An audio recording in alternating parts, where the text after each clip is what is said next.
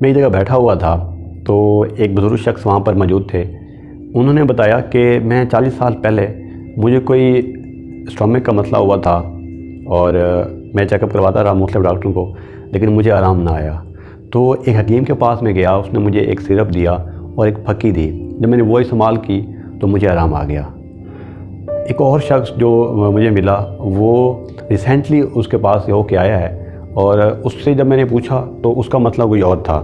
جب اس سے میں نے دوائی کا پوچھا تو اس نے بتایا کہ مجھے اس نے ایک بوتل اور ایک پھکی دی ہے۔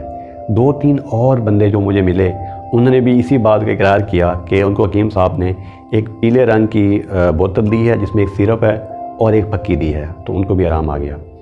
تو میرے اندر ایک سسپینس پیدا ہوا، میں نے کہا پتہ کروں کہ یہ کیا اس پھکی اور اس کیا پیلے رنگ کی بوتل میں کیا ایسا ہے جس میں جو انسان کھاتا ہے، استعمال کرتا ہے، اسے آرام آ جاتا ہے۔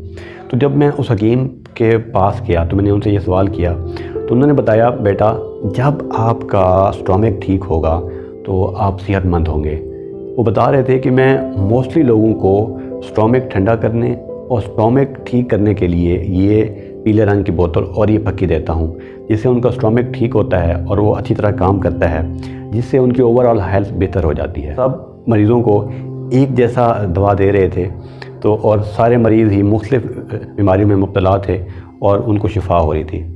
تو میرے مائنڈ میں یہ بات آئی کہ اگر ہم اپنے اسٹامک کو صحت مند رکھیں گے، وہ خوراک جو ان نیچرل ہے، جو جنک فوڈ میں آتی ہے، اس کا استعمال کم سے کم کریں گے، اور وہ خوراک جس کا استعمال ہمارے اسٹامک کے لیے بہتر ہے اور وہ ان پروسیسڈ ہے اور نیچرل ہے، خاص طور پر سبزیاں ہو گئیں، فروٹ ہو گئے، اس طرح کی چیزیں جب ہم استعمال کریں گے تو ہماری اوور آل صحت بہتر رہے گی۔ تو یہ ایک صحت کا راز تھا جو کہ وہ حکیم صاحب یوز کر رہے تھے، اور پوری زندگی سے وہ حکمت پر کام کر رہے تھے۔